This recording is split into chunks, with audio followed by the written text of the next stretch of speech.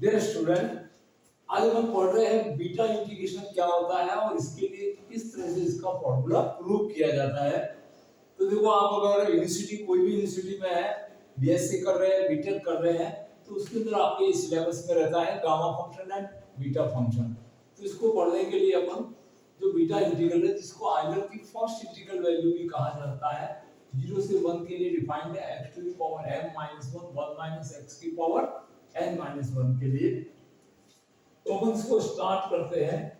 सबसे पहले इसको सिंपलीफाई करने के लिए अपन यहाँ पे सब्स्टिट्यूट रखते हैं, let x is equal to sin square theta, the derivative dx is equal to 2 sin theta cos theta and d theta. और लिमिट के लिए जब आपके पास x 0 रहेगी तो यहाँ पे x की जगह 0 रखने पर थीटा आल्सो इक्वल टू 0, और x की वैल्यू जब 1 की तरफ रहेगी then theta is equal to pi upon 2।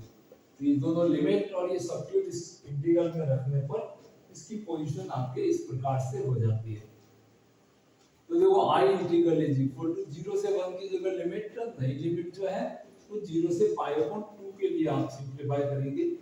0 से पाई अपॉन 2, x की जगह पे sin square theta, that means sin square theta and whole power m minus 1 1 minus sin square theta and power n minus 1, और dx replace हो जाता है 2 sin theta cos theta, 2 sin theta multiply cos theta and d theta। अब यहाँ पे अपन ने substitution method apply किया, x की जगह sin square theta लगा, dx को चेंज कर लिया, लिमिट भी चेंज कर ली। तो यहाँ पे देखो क्या क्या चेंजेस आएंगे। 0 से पाई अपॉन 2 लिमिट के लिए ये 2 जो इसकी पावर है, इस पावर पे पावर होने से इसको मल्टीप्लाई करता है, दैट मींस sin थीटा की पावर 2m - 2 हो जाता है। 1 माइनस sin स्क्वायर को आप क्या लिख सकते हैं, cos square theta and n - 1 multiply 2 sin theta and cos theta d theta. अब आपके पास में जो वैल्यू है, तो देखो यहाँ से इस sin थीटा की 1 पावर है, इसके साथ में मल्टीपल में है, तो यहाँ पे 1 पावर ऐड हो जाएगी तो 2m - 1 हो जाएगा। यहाँ पे 2n - 2 पावर रहेगी, बट यहाँ पे भी ये 1 पावर रहेगी, तो दोनों सेम फैक्टर बन जाएंगे, 2m - 1 और cos की पावर 2n - 1, और ये 2 है जो बाहर आ जाएगा इंटीग्रेशन से। तो आपका i integral is equal to 2 times of 0 से पाई अपॉन 2 के लिए sin थीटा की पावर 2m - 1 और cos थीटा के लिए भी 2n - 1 है d थीटा, इस फॉर्म में आ जाएगा। और ये अपने गामा इंटीग्रल का फॉर्मूला है। देखो, गामा इंटीग्रल का फॉर्मूला आपने पिछले वीडियो में पढ़ा था कि 0 से पाई अपॉन 2 के लिए sin n theta and cos of n theta, ये बाय गामा इंटीग्रल से आपने लिया था। d theta is equal to gamma m plus 1 upon 2 and gamma n plus 1 upon 2 divide by 2 gamma m plus n plus 2 upon 2। ये अपना gamma function का formula है।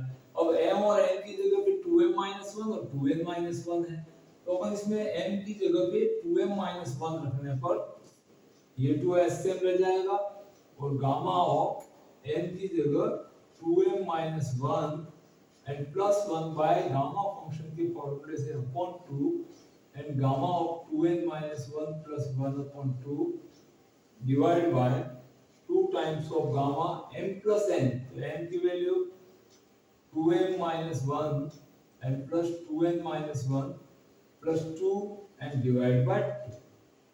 ये 2 से 2 आप कैंसिल कर सकते हैं, 1 से 1 कैंसिल होने के बाद 2m अपॉन 2 बचेगा, तो इससे ये 2 भी कट जाएगा, that is gamma n and gamma n divide by, यहाँ पे ये 2, तो दोनों -1 और ये 2 यहाँ से कैंसिल हो जाएगा, और 2 कॉमन देंगे तो गामा फंक्शन के अंदर यहाँ पे ओनली आपके पास m प्लस n बचता है।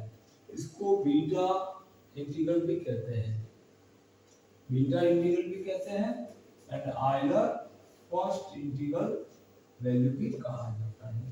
तो इस तरह से अपन पढ़ सकते हैं कि जो बीटा फंक्शन जो बीटा ऑफ mn है वो इस तरह से डिफाइंड रहता है gamma m divide by gamma n plus 1।